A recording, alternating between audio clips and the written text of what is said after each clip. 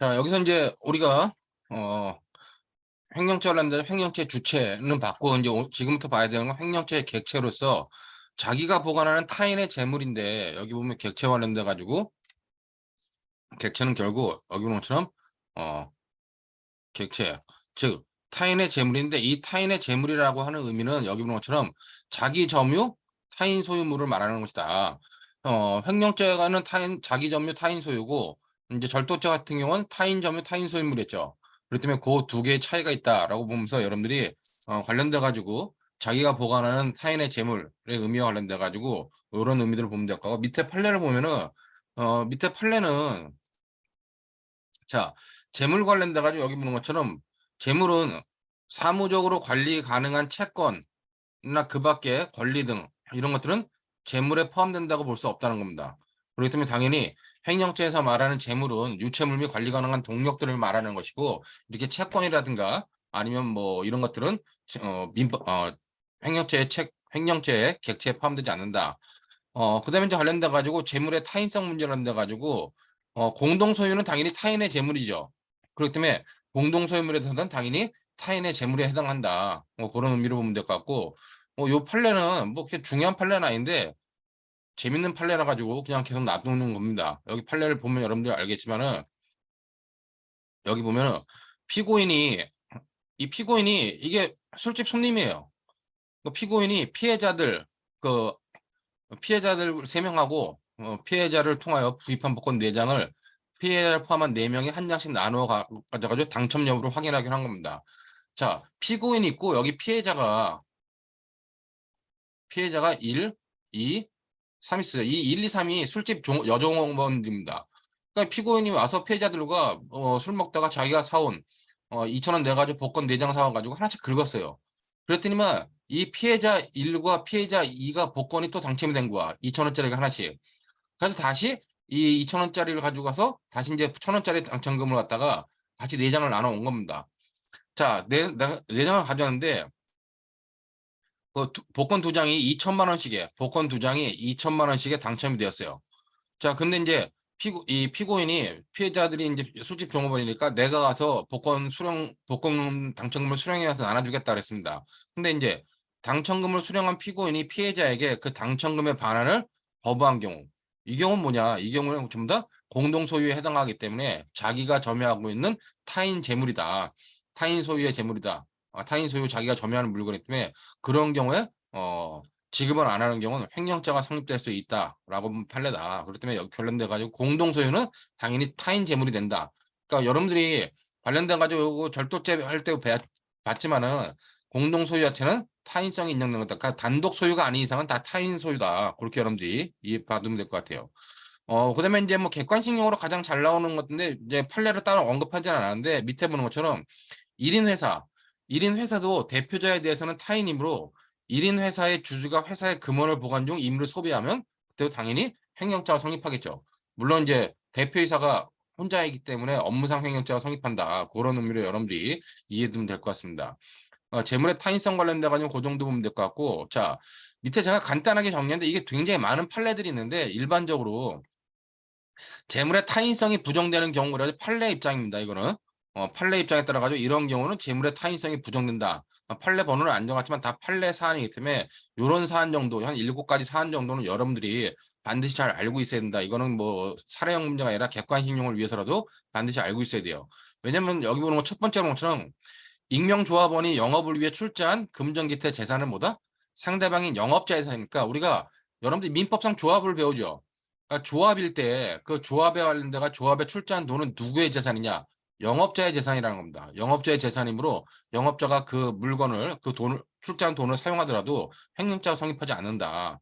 그다음에 지입차주들이 납입하는 지입료. 자, 지입차주들이 납입하는 지입료는 뭐냐? 이건 일단 지입회사의 소유예요. 자, 지입회사의 소유이므로 차주들이 낸 보험료나 세금을 회사가 항목 유용하여도 이건 횡령죄가 되지 않는다. 왜? 자기 돈을 갖다 자기가 사용한 거기 때문에 횡령죄가 성립하지 않는다. 그다음에 여러분들이 각종 편의점 있죠. 프랜차이즈 계약으로 가맹점 주인이 판매한 물품 대금. 이거는 가맹점 주인의 소유가 된다는 겁니다. 그렇기 때문에 가맹점 주인이 프랜차이즈에다 가맹비를 갖다가 판매 대금의 일정 부분을 프랜차이즈 비로 내기로 돼 있는데 내지 않았다 할지라도 횡령자가 성립하지 않는다는 거예요. 왜? 가맹점 주인이 소유물로 민법상 채무 불이행 문제일 뿐이지 이것이 타인 물건이 아니다. 그다음에 여기 본 것처럼 채권 지급 담보를 위해 채무자가 수표를 발행 교부한 경우 수표상의 권리는 교부받는 채권자에게 귀속한다. 그러니까 교부받은 채권자에게 귀속하므로 소유권의 귀속 주체가 교부받은 채권자가 임의로 처분하더라도 횡령자 되지 않는다는 겁니다. 자, 원래 수표를 발행한 게 뭐냐? 채권 지급 담보를 위해서 수표를 발행했다 할지라도 그거는 교부받은 채권자의 소유에 속하므로 채권자가 소비하더라도 문제되지 않는다는 겁니다. 그다음에 이제 개주가 개원들로부터 수금한 개불입금은 개주한테 소유권이 있는 거예요.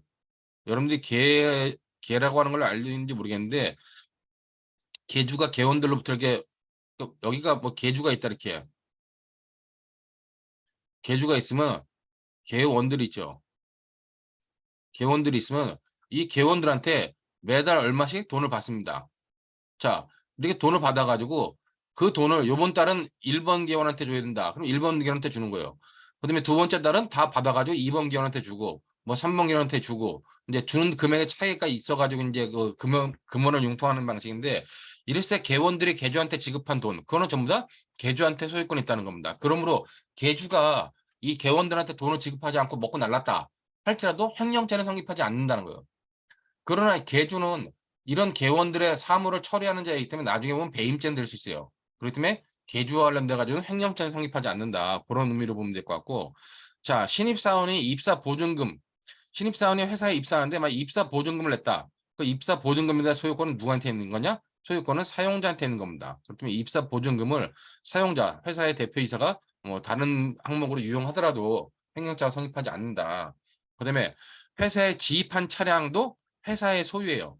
그렇기 때문에 관련돼 가지고 기본적으로 회사에 지입한 차량도 회사의 소유다. 그런 의미로 여러분들이 재물의 타인성, 즉 타인성이 부정되기 때문에 자기 소유물이기 때문에 횡령죄 성립하지 않는다고 하는 요 정도의 판례들은 객관식을 위해서도 반드시 알고 있어야 된다라고 보면 될 것 같고, 자 그다음에 이제 중요한 것이 재물의 소유 관계가 문제되는 경우, 즉 소유권이 나한테 있는 건지 다른 사람한테 있는지에 따라 가지고 횡령죄가 성립할 수도 있고 횡령죄가 성립하지 않을 수도 있죠. 자, 여 관련돼 가지고 문제되는 대표적인 경우가 위탁물입니다. 자, 위탁물 관련돼 가지고 만약에 특정물을 위탁을 했어요. 그러니까 어떤 특정한 물건을 맡겨놨다. 그럼 맡겨놨다 했을 때 위탁자의 소유가 되는 것이 기본입니다. 자, 근데 이제 불특정물을 위탁했다면 만약에 용도하고 목적이 지정돼 있으면 어떻게 해요? 용도하고 목적이 딱 지정돼 있는데 불특정물을 위탁했어요. 그러니까 아까 우리가 보조금과 같이 국가 보조금과 같이 국가 보조금이라든가 학교 교비 같은 거는 용도나 목적이 딱 지정돼 있는 겁니다. 자, 돈을 맡겨놨는데 돈은 불특정물이죠. 돈을 맡겨놨는데 용도나 목적이 지정돼 있다. 그러면 그 돈의 소유자는 누구한테 있냐? 맡긴 사람, 위탁자한테 소유권이 있다는 겁니다. 그것이 판례 입장이다. 그러므로 용도나 목적이 지정된 데 이외에 사용하는 건 전부 다 횡령죄가 된다. 그러나 용도나 목적이 지정되어 있지 않아요. 그러니까 소비 임치 같은 경우 그때는 수탁자의 소유가 된다. 그러므로 수탁자의 소유가 수탁자의 소유가 된다. 그렇게 여러분들이 보면 될 것 같고, 중요한 거는 여기 위탁 매매인이 수령한 금전 이건 누구의 소유냐? 위탁자의 소유가 된다는 겁니다. 즉, 요 케이스가 뭐냐? 요 케이스가 갑이 을한테 뭐 어떤 도자기의 판매를 위탁했어요. 자, 위탁해가지고 을이 A한테 도자기를 판매했습니다. 그럼 A로부터 금전을 받을 거 아니에요. 이 금전을 받았을 때 이 금전의 소유권은 누구한테 있냐? 소유권은 갑한테 있는 겁니다. 이 도자기 위탁 매매한 거, 위탁 매매한 도자기와 관련돼 가지고 결국 누구한테 이 도자기 소유권은 갑한테 있는 거고, 갑한테 있는 도자기를 을이 팔아가지고 A한테 팔아가지고 금전을 받았다. 그럼 이 금전의 소유권은 당연히 갑한테 있는 겁니다. 그러므로 을이 그 금전을 갖다가 자기 타인 소유 자기 보관하고 있는 금전을 횡령한 경우에는 횡령죄가 성립한다. 그런 의미로 여러분들이 받으면 될 것 같아요. 그렇기 때문에 밑에 판례를 보는 것처럼 이 부분이 기존의 강의교환하고 좀 바뀌었죠. 기존의 강의교환은 요 판례가 밑에 있었는데 제가 바로 이제 위탁 매매인이 수령한 금전 위탁자 소유다라고 하는 것을 이 판례로 옮겨놨기 때문에 바뀐 강의 교환에 따라 가지고 보면 여기로 올라온다. 그렇게 여러분들이 보면 될 것 같고, 자 중요한 건 여기서 이제 자 그러면 문제가 되는 게 뭐냐? 문제가 되는 게 자 을이 이 갑이 도자기를 판매 위탁했어요. 자, 근데 도자기 판매하기 위탁했는데 을의 A한테 1억을 받고 팔았습니다. 도자기를. 그다음에 금전이 1억이 들어왔어요, 여기. 1억이 들어왔는데 을이 갑한테 사실은 9천만 원에 팔았다. 그리고 얘한텐 9천만 원만 줬을 때, 자, 9천만 원만 주게 되면 을은 이 1천만 원을 갖다가 횡령하게 되는 거죠. 자, 그렇기 때문에 이런 경우에 있어서 이 금전의 소유권, 받은 1억이라고 하는 금전의 소유권은 갑한테 있는데 9천만 원만 돌려주고 1천만 원은 자기가 먹어버린 경우, 이 경우에 이 1천만 원에 대해서는 갑의 소유, 을의 점유에 있는 물건을 갖다 횡령하기 때문에 이 1천만 원에 대해서는 횡령죄가 성립한다. 이게 이제 위탁매매와 관련된 케이스인데, 이 위탁매매와 관련된 케이스와 관련돼 가지고 여러분들이 반드시 기억하게 될 거는, 이 을의 재책을 논할 때, 을의 재책을 논할 때 의뢰 재책에 대해서는 반드시 두 가지를 단언해 줘야 돼요. 횡령죄가 성립한다. 당연히 횡령죄가 성립하고 사기죄는 성립하지 않는다. 왜냐면 을이 갑한테 이거 9천만 원에 팔았습니다라고 속인 거예요. 이것이 기망을 한 거고, 얘는 갑은 9천만 원에 팔았구나 속아가지고 착오를 한 겁니다. 착오를 해가지고 얘가 1천만 원을 얻게 되는데, 이 1천만 원을 갑이 직접 준 거냐? 즉 갑의 처분행위가 없었어요. 그다음에 갑한테는 기망과 을의 기망, 갑의 착오가 있었지만 갑한테는 뭐가 없다? 갑한테는 처분 행위가 없어가지고 갑한테는 을한테는 사기죄가 성립하지 않는다. 그런 의미로 변호사 본 시험이라든가 모의 시험에 자주 나오는 위탁매매 관련된 건데, 학생들이 이 위탁매매 관련된 거 보면 횡령죄가 성립하지 않는다. 횡령죄가 성립한다는 것만 열심히 쓰는데, 반드시 세트로 논해줘야 될 게 횡령죄가 성립한다는 것과 사기죄는 성립하지 않는다고 하는 요 쟁점도 여러분들이 반드시 잘 기억해줘야 됩니다. 자, 그다음에 장학금이나 기부금 등은 누구의 소유냐? 수중자의 소유예요. 장학금을 낸 사람이라든가 기부금을 낸 사람이 소유이기 때문에 그 사람들이 용도로 지정한 데 사용하지 않으면 횡령죄가 성립한다라고 보면 될 것 같고, 자, 여기 이제 마지막에 맨 밑에 있는 것 중에 지명채권의 양도인이 양도 통지 전에 추심하여 수령한 금전, 이것이 바뀌었죠. 올해 2020년 6월 23일 전원합체 판결로 바뀌었어요. 기존의 강의 교환에는 이게 양수인 소유라고 되어 있습니다. 근데 양수인 소유가 아니라 양도인 소유가 돼요. 그렇기 때문에 이제 관련돼 가지고 요 내용이 바뀐 거다. 그렇기 때문에 바뀐 내용에 관련된 것들을 여러분들이 보면 될 것 같고, 요게 뭐냐면은 기본적으로, 자, 이 갑이란 사람이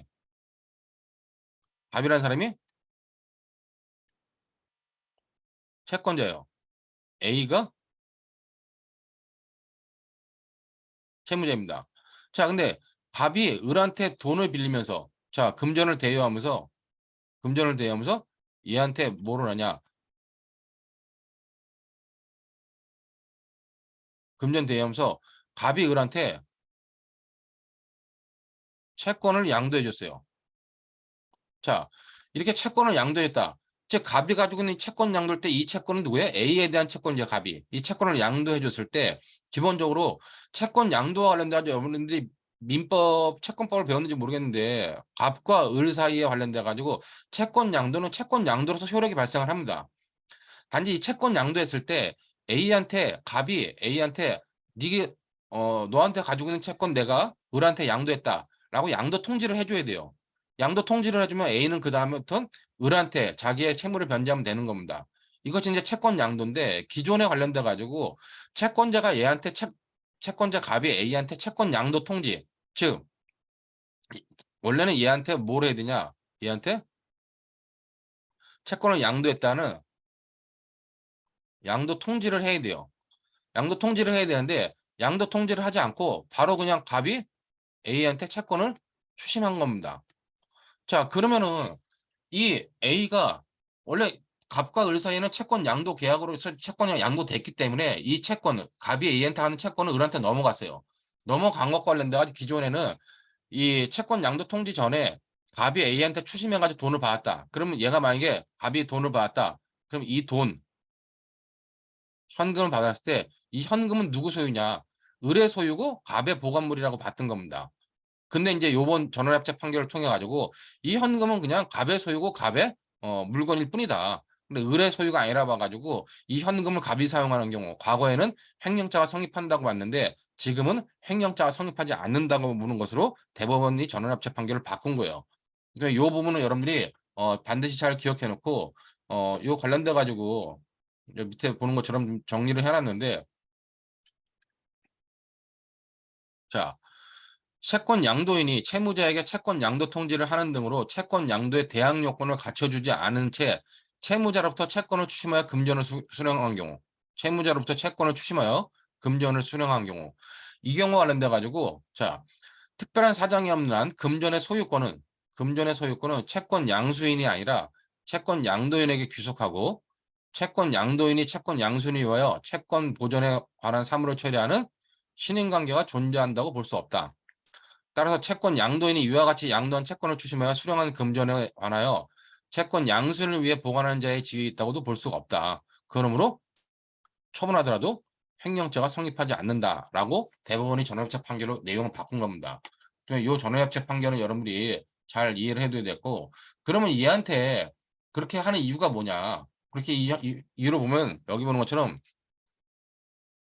자 채권 양도인이 아까 그림에선 갑이죠. 채권 양도한 채권을 추심하여 금전을 수령한 경우 금전의 소유권의 귀속은 채권의 이전과는 별개의 문제라고 보는 겁니다. 이제부터는. 그렇기 때문에 채권 양도인 아까 말한 갑이 채권 양도 후에 스스로 채권을 추심하여 수령한 금전에 대해서는 채권 양도인과 양수인 사이에 어떠한 위탁관계가 설정된 적이 없다. 즉 채권 양도인 갑과 채권 양수인 을 사이에 위탁관계가 설정된 바가 없다는 겁니다. 또 채권 양수인 즉 을의 의사는 자신의 채권을 온전히 이전받아 행사할 수 있도록 대항 요건을 갖추어 달라는 것이지 채권 양도인으로 하여금 대신 채권을 추심하거나 금전을 수령해 달라는 것이 아니라는 얘기입니다.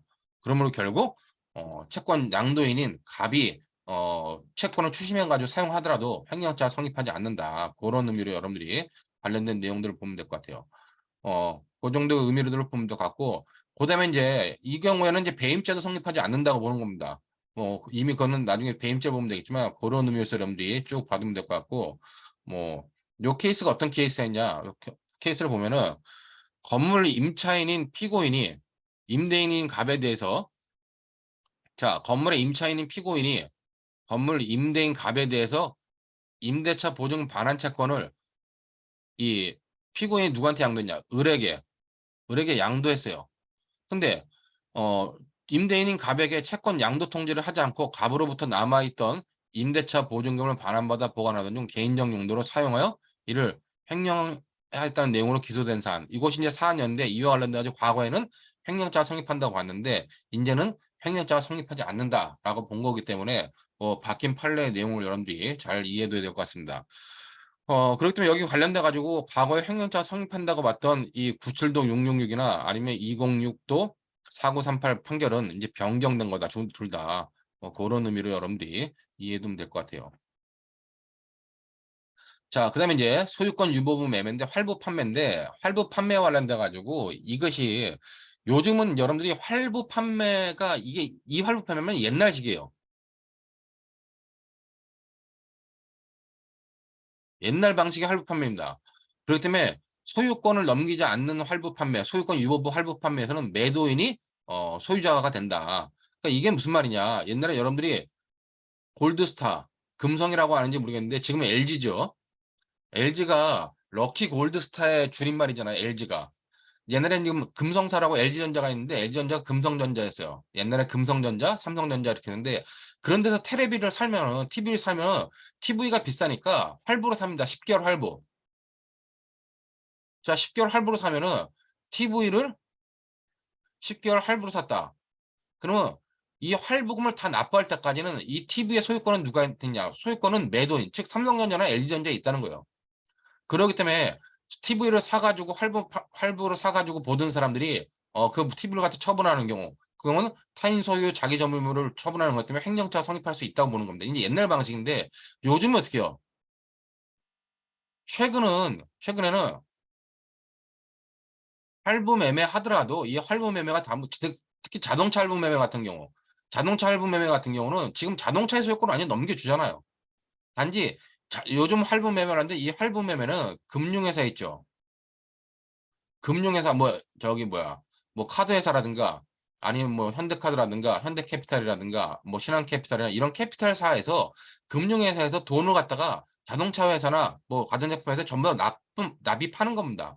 납입해주고 금융회사와의 사이에서 할부금을 거래하는 거기 때문에 지금에 있어서는 최근에 있어서는 소유권 유보부 할부 매매라는 건 거의 없고 당연히 매수인한테 소유권이 넘어온다. 그런 의미로 여러분들이 보면 될 것 같고 그다음에 이제 불법 원인 급여물과 횡령죄 관련돼 가지고 제가 이 부분을 요번에 추가를 했습니다.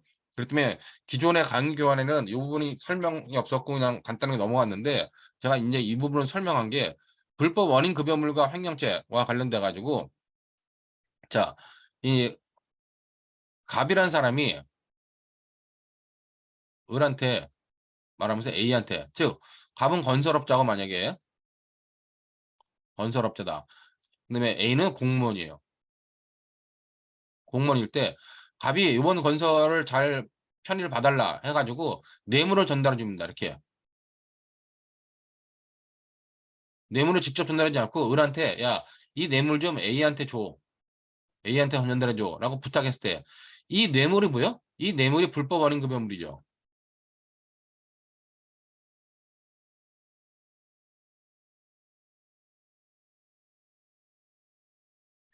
이 뇌물이 바로 불법 원인 급여물이기 때문에 이 뇌물을 갖다가 A한테 전달 안 하고 만약에 을이 이 뇌물을 갖다가 횡령했다. 즉 자기가 먹어버렸다. 즉 배달 사고가 난 거죠. 이런 경우에 과연 횡령죄가 성립할 수 있겠냐. 이때 횡령죄는 성립하지 않는다라고 보는 것이 우리 판례의 입장이라는 겁니다. 자, 그럼 여기 보는 것처럼 불법 원인 급여물에 대해서 횡령죄 부정설. 즉 횡령죄 부정설은 뭐냐. 얘가 돈을 맡긴 갑은 위탁자고 돈을 맡은 을은 수탁자예요. 자, 수탁자 소유가 된다는 겁니다. 그럼 왜 수탁자의 소유를 보느냐? 이 수탁자의 소유를 보는 것이 이제 판례 입장, 다수의 입장으로서 수탁자의 소유가 되기 때문에 을은 이 뇌물에 대해서는 자기 소유, 자기 물건이기 때문에 횡령죄가 성립하지 않는다는 겁니다. 그럼 왜 그러냐? 우리가 이 불법 원인급여물에 대해서는 민법 746조에 의해서 반환 청구가 금지됩니다. 반환 청구를 못하죠. 즉 갑이 뇌물로 준 불법 원인급여물로 준 이 뇌물에 대해서는 갑이 반환 청구를 못하니까 판례 입장은 어차피 갑한테는 반환 청구권이 없기 때문에 이 뇌물의 소유권은 을한테 넘어온 것이라 봐가지고 이 수탁자 소유로 봐가지고 횡령죄를 부정하는 겁니다. 근데 이제 횡령죄 긍정설은 뭐냐? 이건 급여자, 즉 갑한테 소유권이 있다고 보는 겁니다. 왜냐면은 이 746조에 의해서 반환 청구가 불가능하다라 할지라도 이건 반환 청구만 불가능한 것이지 이 뇌물의 소유권은 그대로 갑한테 있다는 거예요. 즉, 이 급여자 소유로 보는 이 횡령죄 긍정설 같은 경우는 불법 원인 급여 불법 원인 급여물이라 할지라도 여러분들이 민법 채권법에 배웠던 자연채무의 자연채무를 본다는 겁니다. 즉, 반환을 청구할 수 없을 뿐이지 실제로는 갑한테 소유권은 인정되지 않는다는 거예요. 그런 의미에서 급여자가 소유가 되고 그렇기 때문에 을이 가지고 있는 뇌물은 갑 소유, 을 점유물에 대한 거기 때문에 횡령죄가 성립한다고 보는데 소설의 입장입니다.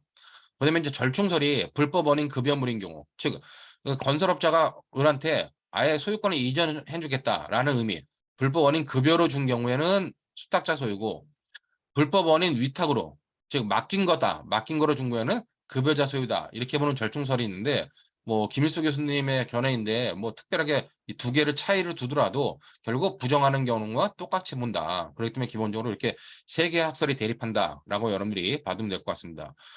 근데 이거를 갖다가 올해 본시험 모의시험에 나왔는데 모의시험 답안지 쓴 학생들 답안지를 보니까 의외로 제가 충격이었던 게 이 부분은 뭐냐면 지금 자 이렇게 학설이 세 개가 대립을 해요. 횡령죄 긍정설, 부정설, 긍정설, 절충설. 근데 대부분의 일부 절반 이상의 답안지가 횡령죄가 성립하지 않는다고는 알고 있는데 그 이유를 잘못 알고 있어요. 횡령죄가 성립하지 않는다는 이유는 소유권이 넘어갔기 때문에 횡령죄가 성립하지 않는다는 것인데 절반 이상의 학생들이 판단하는 걸 이걸 갖다가 형법이 보호할 만한 뇌물이기 때문에 형법이 보호할 만한 가치가 없다. 즉 위탁 관계는 인정되는데 형법이 보호할 만한 가치가 없어가지고 횡령죄가 성립하지 않는다. 이렇게 잘못 오해하고 있는데 여기는 위탁 관계라는 게 인정되지 않습니다. 아예. 그렇기 때문에 그 부분에 관련돼 가지고 여러분들이 보면 될 것 같고 그다음에 이제 여기 보면 어 불법성 비교 형량론이라는 게 있는데 이 불법성 비교 형량론은 어 이건 뭐냐면은 자, 이게 이제 갑이 포주예요. 포주고 을이 율랑녀입니다. 자, 율랑녀가 A라는 손님과 성매매를 했을 때 이 A가 얘한테 돈을 주는 현금, 이 현금은 불법한 성매매라고 하는 불법한 것을 원인으로 제공된 물건 때 불법 원인 급여물 아니냐. 그렇기 때문에 이 불법 원인 급여물에 대해서 을이 이제 포주가 현금을 받으면 이 뭐 화대를 받으면 화대에 대해서 일정 부분은 율랑녀한테 줘야 되는데 율랑녀인 을한테 주지 않고 갑이 전부 다 현금을 먹어버리는 경우, 그 경우에 갑은 횡령죄로 처벌할 수 있느냐? 처벌할 수 없다는 것이 그 전까지 판례였습니다. 근데 지금 이와 관련돼 가지고 이것이 불법 원인급여물은 맞는데 현금이 불법 원인급여물은 맞지만 이 불법성이 누구한테 있느냐? 불법성이 을한테는 불법성이 거의 없고 갑한테만 불법성이 있다는 겁니다. 그렇기 때문에 갑과 을의 불법성을 비교해 가지고 거의 갑의 불법성이 상당히 큰 경우, 그 경우에는 을한테 반환 청구권을 인정해 가지고 갑이 현금을 주지 않은 경우는 횡령죄로 처벌하겠다라고 하는 것이 이 불법성 비교 형량론이라고 하는 요 독특한 판례입니다. 뭐 그러면 이제 뭐 판례 사안이 이렇게 되는데 이 판례 사안은 이 당시에 그 율랑녀들이 호주로부터 해방되지 못하는 벗어나지 못하는 이유가 호주가 현금을 안 주기 때문에 그 벗어나지 못함으로 인해 가지고 생기는 문제점들을 당시 그 성북경찰서 그 종암경찰서죠. 종암경찰서의 서장이었던 여자분하고 그다음에 이제 수사과장이었던 그 당시에 수사과장이 지금 현재 성신여대 교수입니다. 그 교수가 형법 교수가 이런 이론을 해 가지고 공소제기를 한 거예요. 근데 대법원이 그 이론을 받아들여 가지고 이렇게 판단을 했는데 요거는 요 케이스에 불법성 비교 형량은 요 케이스에 한정해 가지고만 사용되고 있지 불법성이 얘한테 큰지 비교를 실질적으로 할 수 있느냐. 이렇게 포주와 율랑녀 사이에는 포주한테 불법성이 크다고 판단할 수 있지만은 일반적인 다른 사건에서는 불법성 비교가 거의 힘들기 때문에 뭐 요 케이스에 한해서만 뭐 인정되고 있는 거다. 그럼 때 여러분들이 불법 원인 급여물에 대해서는 기본적으로 수탁자의 소유로서 횡령죄가 성립하지 않지만 불법성 비교 형량론에 의해서 예외적으로 요런 케이스도 있었다. 그런 의미로 여러분들이 불법 원인 급여물에 관련된 것들을 파악해 두면 될 것 같습니다. 자, 그렇기 때문에 불법 원인 급여물을 횡령한 경우 횡령죄가 성립하지 않아요. 근데 여러분들이 이것과 비교해야 될 게 앞부분에 우리 사기죄에서 배웠던 것 중에서 불법 원인 급여물과 사기죄와 관련돼 가지고는 만약에 여기서 이 을이 갑한테 야, 너 건설업자 이번에 건설 잘 하려면 A랑 공무원한테 뇌물 좀 줘야 돼. 그렇기 때문에 뇌물을 나한테 주면은 내가 전달해 줄게. 라고 얘가 처음부터 얘가 기망을 한 경우 이렇게 기망을 해가지고 이 뇌물을 받은 경우 이 경우는 사기죄는 성립해요. 그렇기 때문에 여러분들이 불법 원인급여물과 사기죄와 관련돼 아주 기망으로 불법 원인급여물을 받은 경우에 을한테는 사기죄는 성립합니다. 기망을 썼다면은. 그러나 이 단순히 불법 원인급여물을 을이 횡령한 경우 즉 배달 사고가 난 경우는 을한테는 뭐다? 횡령죄가 성립하지 않는다. 불법 원인급여물에 관련돼 가지고 이 두 가지의 구분점을 여러분들이 구별해 두기를 바라겠습니다. 자, 다음으로 이제 객체 관련된 그 정도의 내용들 보면 됐고, 자 이제 행위, 횡령죄에서 이제 행위는 뭐냐? 바로 행위는 횡령하거나 반환을 거부하는 거예요. 자, 그럼 횡령의 의미가 뭐냐? 아까 봤지만은 횡령의 의미는 제가 불법 영득 의사를 외부로 표현하는 거. 이것이 횡령이라는 겁니다. 자, 이렇기 때문에 횡령은 표현 범위를 한다.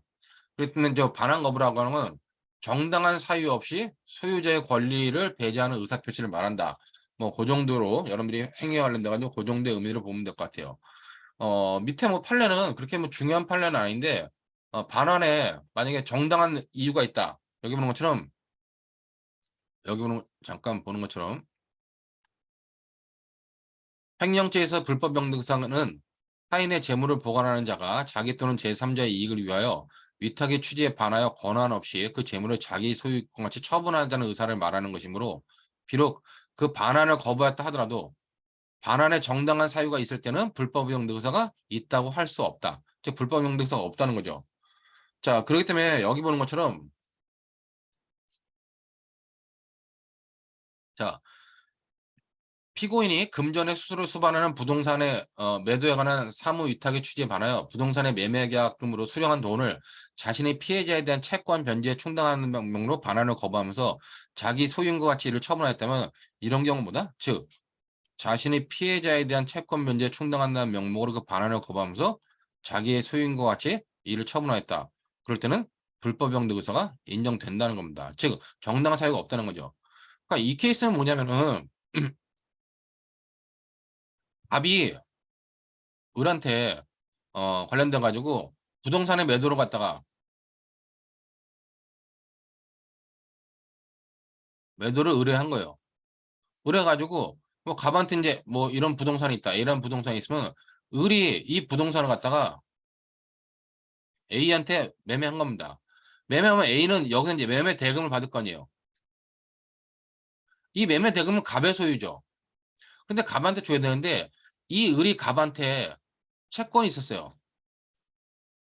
을이 채권자고 얘가 채무자인 경우에. 자, A한테 계약금을 얼마 받으니까 을이 갑이 "야 계약금 받은 거 줘." 을한테 그랬더니만 을이 "야 너한테 내가 채권이 있으니까 그 채권을 대해서 내가 변제할게."라고 해 놓고 이 대금을 갑한테 줘야 되는 대금을 주지 않은 경우입니다. 그럼 이것이 정당한 이유가 있냐? 이건 정당한 이유가 없다. 그러므로 기본적으로 을 같은 경우는 횡령죄가 성립한다고 보는 겁니다. 그다음에 요 케이스와 관련돼 가지고 이렇게 어 횡령 행위와 관련돼 가지고 횡령 행위의 의미, 그다음에 반환 거부의 의미, 즉 반환 거부는 정당한 이유가 있는 경우는 반환 거부해도 되는데 정당한 이유가 없는 경우는 횡령죄가 성립한다. 근데 요 케이스와 같이 이렇게 보는 것처럼 횡령죄와 관련돼 가지고 반환 거부를 하더라도 이런 경우는 정당한 이유가 있는 것이 아니다라고 봤기 때문에 그런 의미와 관련된 내용들을 여러분들이 받으면 될 것 같아요. 그다음에 인제 그 밑에 판례는 이건 이제 장물죄 가서 볼 건데 더 중요한 이 밑에 요 판례에서는 더 중요한 게 이 작물과 관련된 요 쟁점이 더 중요합니다. 그러니까 이 쟁점은 뭐냐면 대체 작물에 있어서의 작물성이 인정되지 않는데 현금이나 수표 같은 경우 즉 현금이나 수표 같은 경우는 뭐다? 수표 같은 경우는 대체 작물도 작물성을 긍정한다는 겁니다. 요것들은 이제 작물죄 가서 볼 케이스이기 때문에 뭐 여러분들이 간단하게 여기다 보면은 자 여기 금전적 가치에는 아무런 변동이 없으므로 작물로서의 성질은 그대로 유지된다. 즉 현금을 은행에다 넣었다가 수표로 뽑든 수표를 은행에다 넣었다 현금으로 뽑든 5만 원짜리를 만 원짜리를 바꾸든 하더라도 그 물건 자체는 바뀌었지 모르지만 대체됐겠지 모르지만 여기서 중요한 건 현금이나 수표는 금전적 가치에는 아무런 변동이 없으므로 작물성이 변하지 않는다라고 판단한 거기 때문에 뭐 그런 의미로 여러분들이 관련된 내용들 보면 될 것 같습니다. 그다음에 밑에 이 표준 판례는 법전은 협의해서 표준 판례라고 놨는데 뭐 크게 의미 있는 건 아니에요. 그렇기 때문에 회사 대표이사가 고문을 위촉해 가지고 고액의 어떤 고문료를 준다 했을 때 그것이 횡령죄가 될 수 있겠느냐와 관련돼 가지고 뭐 종합적으로 고려해 가지고 횡령죄가 될 수 있다라고 본 거기 때문에 그런 의미로 여러분들이 받으면 될 것 같습니다. 자, 이제 횡령죄와 관련돼 가지고는 기수 시기가 문제되는데 자, 우리 판례는 횡령죄와는 위헌범이고 위헌범인 횡령죄에 대해서 그 불법 영득 의사가 외부에 표시되기만 하면 횡령죄가 기수가 된다고 봐요. 그렇기 때문에 표현설인 판례 입장에는 어떻게 해요? 판례 입장에 의하면은 기수 시기는 내가 불법 영득 의사를 외부로 표시만 하면 횡령죄가 기수가 돼 버립니다. 근데 횡령죄는 미수범을 처벌하는데 내가 불법 영득 의사를 표시하는 순간 횡령이 기수가 돼 버리면은 미수 인정이 어렵다는 거죠. 힘들다는 겁니다. 그러기 때문에 실제로 불법 영득 의사를 외부로 표시했을 때 실행에 착수가 있는 거고 그 불법 영득 의사에 의해서 실현됐을 때 우리가 기수가 된다라고 보는 것이 다수의 입장입니다. 그렇기 때문에 다수 같은 경우는 불법 영득 의사를 표시하고 실현될 때까지의 사이에 미수가 인정될 수 있겠죠. 그렇기 때문에 이것이 기수 시기에 관련된 다수결과 판례 입장인데 여러분들이 중요하게 봐야 될 건 이거보다 더 중요한 거는 자 판례도 부동산에 관해서는 실현사례 입장이라는 겁니다. 자, 부동산을 횡령한다. 그랬을 때 부동산을 횡령한다 그랬을 때 부동산 관련돼 가지고 여기서 실현은 뭐예요? 이 실현은 등기했을 때. 즉 타인의 부동산에 대해서 횡령을 하려면은 그 불법 영득 의사를 표시했을 때 실행에 착수가 있게 되고 그 부동산에 대해서 등기를 완료했을 때 그때 기소가 된다고 보는 것이 판례 입장입니다. 그렇기 때문에 판례도 이 부동산에 있어서만큼은 뭐다? 실현사례 입장에 따라 가지고 판단하고 있다. 그렇게 여러분들이 이해하면 될 것 같아요.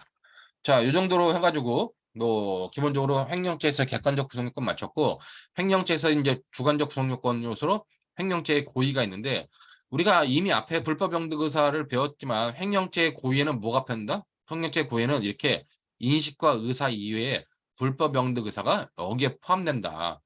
그렇기 때문에 다른 절도 강도 같은 경우는 고의와 독자적으로 별개로 불법 영득 의사가 인정됐던 반면에 횡령과 배임 같은 경우는 이 횡령의 고의, 배임의 고의에 인식과 의사 이외에 불법 영득 의사가 포함된다. 뭐 그런 의미로 여러분들이 이걸 이해하면 될 것 같습니다. 밑에 이제 비자금 관련된 판례, 표준 판례라고 하지만은 뭐 크게 의미 있는 바는 아니기 때문에 뭐 비자금 관련된 판례로 여러분들이 한번 읽어보면 될 것 같아요. 비자금을 뭐 그러니까 간단하게 살펴보면은 여기 보는 것처럼 법인을 위한 목적이 아니라 법인의 자금을 빼내어 착복할 목적으로 조성한 것이 명백하게 밝혀진 경우. 자, 비자금을 조성했는데 개인적으로 착복할 목적으로 비자금을 만들었다. 그거 횡령죄가 된다는 겁니다. 그다음에 또 그렇게 보관 관리하던 비자금을 인출 사용했음에도 그 자금의 행방이나 사용처를 제대로 설명하지 못하거나 당사자가 주장하는 사용처에 비자금이 사용됐다고 볼 수 있는 자료는 현저히 부족하고 오히려 개인적 용도에 사용했다고 하는 신빙성이 훨씬 많은 것 같은 경우, 이 경우에는 뭐다? 비자금 사용 행위가 불법 영득에 해당하기 때문에 또 하나의 횡령죄가 된다라고 본 거기 때문에 그런 의미 정도만 여러분들이 뭐 받으면 될 것 같아요. 그렇게 이제 의미 있는 것은 아니다. 그렇게 여러분들이 보면 될 것 같고, 자, 요렇게 해가지고 요 비전 관련된 판례 보면 될 거고, 표준 판례 관련돼 가지고 가장 납입과 자금 대여를 둘러싼 기업 경영에서 횡령죄와 배임죄를 성립 여부를 다툰 판례라는데, 이거 관련돼 가지고 여러분들 그냥 읽어봐 보세요. 이거 가장 납입하더라도 기본적으로 뭐 횡령죄가 성립하지 않는다. 왜냐면은 자, 주식회사 설립 업무 또는 증자 업무를 담당한 사람과 주식 인수인이 사전 공모하여 주금 납입 취급은행 이외의 3자로부터 납입금에 해당하는 금액을 차입하여 주금을 납입하고 납입 취급은행으로부터 납입금 보관 증명서를 교부받아 회사의 설립 등기 절차 또는 증자 절차를 마치는 이를 인출하여 위 차용금 채무의 변제에 성하는 경우. 자, 이런 경우가 지금 우리가 가장 납입하는 거죠. 자, 근데 이런 경우가 관련돼 가지고 이제 문제되는 게 뭐냐? 위와 같은 행위는 실질적으로 회사의 지분을 증가시키는 것이 아니고 등기를 위하여 납입을 가장하는 편법에 불과하다. 자, 그러므로 죽음의 납입 및 인출의 전 과정에서 회사의 자본금에는 실제 아무런 변동이 없다고 보아야 할 것이다. 자, 그러므로 실제로 따라서 여기부터 따라서 회사의 자본이 실질적으로 증감을 전제로 한 업무상 횡령죄가 성립한다고 할 수 없다. 그렇기 때문에 가장 납입하더라도 횡령죄가 성립하지 않는다라고 하는 이런 판례 입장을 여러분들이 잘 받으면 될 것 같습니다. 다른 범죄, 죄수, 타자의 관계가 있는데 뭐 위탁 관계의 수에 따라 가지고 뭐 횡령죄가 성립한다. 그렇게 보면 될 것 같고, 그다음에 이제 중요한 거는 죄수 결정에 있어서 위탁 관계의 수보다 더 중요한 건 이제 불법 영득 의사와 관련돼 가지고 이 불가벌적 사후 행위가 될 수 있느냐 아니면 새로운 범죄를 구성하느냐와 관련된 내용입니다. 즉 횡령물의 처분 행위는 불가벌적 사후 행위로 별도로 범죄를 구성하지 않아요. 근데 이제 중요한 게 뭐냐? 새로운 법익 침해가 있는 경우에는 별도의 범죄가 성립할 수 있다는 겁니다. 이게 무슨 말이냐? 관련돼 가지고 갑이 을한테 어떤 부동산에 대해서 보관을 시켰습니다. 자, 이게 명의신탁이 아니라 부동산을 보관시켰는데 이 부동산이 10억짜리예요. 이 10억짜리 부동산에 대해서 간 몰래 여기다가 2억 원짜리 근저당권을 설정했다. 자, 그럼 2억 원짜리 근저당권 설정한 것이 이것이 횡령행위가 되는 겁니다. 즉 2억 원어치 을이 재산상 재물을 얻은 거기 때문에 2억 원이나 현찰을 얻은 거기 때문에 2억 원 돼 가지고 이것이 횡령행위가 되는 거예요. 횡령죄가 되는데, 근데 이제 을이 10억짜리 부동산에 2억의 근저당권 설정했는데 보니까 이 부동산을 내가 팔아먹어도 되겠어. 그래가지고 이 첫 번째 행위에 대해서는 2억 근저당권 설정하고 그 이후에 다시 을이 이 부동산을 매각해버린 거야. 매도해버린 경우. 그랬을 때 이 부동산 매각한 건 이 부동산 전체에 대해서 이미 2억 원의 근저당권을 설정했을 때 횡령행위가 된 거기 때문에 부동산을 매각하는 행위, 이거는 불가벌적 사후행위가 아니냐, 이런 논의가 있었는데 판례가 뭐라 그랬냐. 이 부동산 매각 2억 원짜리 10억 원짜리 부동산에 대해서 2억 원의 근저당 설정한 이후에 부동산을 매각한 거, 이건 뭐다? 이거는 새로운 법익 침해다, 이거는. 응? 새로운 법익 침해이기 때문에 이건 또 하나의 별도의 횡령죄가 성립한다 라고 본 것이 밑에 표준 판례에 관련된 내용이에요. 그렇기 때문에 그런 의미로서 여러분들이 단순한 위험 증가인 경우에도 별도의 범죄 성립을 인정하는데, 이 새로운 법익 침해나 위험의 증가, 여기 보면 새로운 법익 침해뿐만 아니라 판례 같은 경우 위험의 증가가, 그러니까 여기서 2억 원짜리 근저당권 설정해놓고 만약에 근저당권짜리 4원을 4원 더했다, 그러면 이렇게 위험이 증가한 경우도 우리가 별도의 횡령죄가 성립한다고 보는 것이 판례 입장이다. 그러므로 불가벌적 사후 행위는 횡령물을 횡령한 사람이 처분하는 자체는 별도로 불가분적 사유행위에서 처벌되지 않겠지만은, 이런 경우에 관련돼 가지고 새로운 법익 침해 또는 위험의 증가로서 횡령죄가 성립한다, 그런 의미로 여러분들이 봐두면 될 것 같습니다. 자, 그렇기 때문에 뭐 여기 보는 것처럼, 자,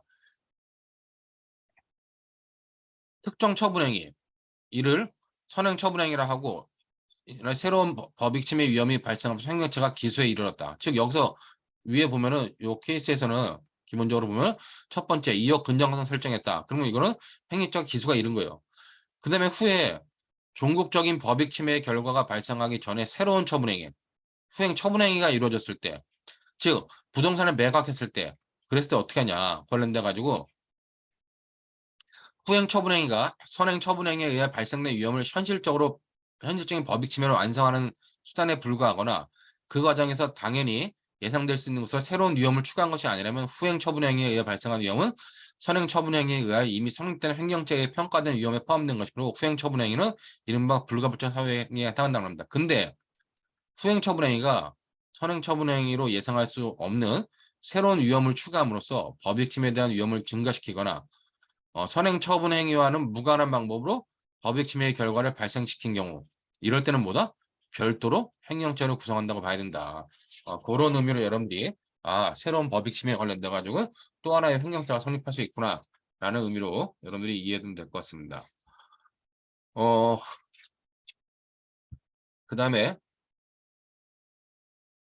다른 죄와의 관계가, 우리가 아직 작물죄를 안 배워서 그러는데, 만약에 작물을 보관하고 있다. 작물을 보관하면 우리가 작물 보관자가 돼요. 작물을 관련돼 가지고 작물의 보관을 위탁받은 자, 작물 보관을 위탁받은 자가 그 작물을 갖다가 횡령해 버린 경우, 이럴 때는 횡령죄가 별도로 성립하느냐. 근데 작물 보관죄 이외에 별도로 횡령죄는 성립하지 않는다는 겁니다.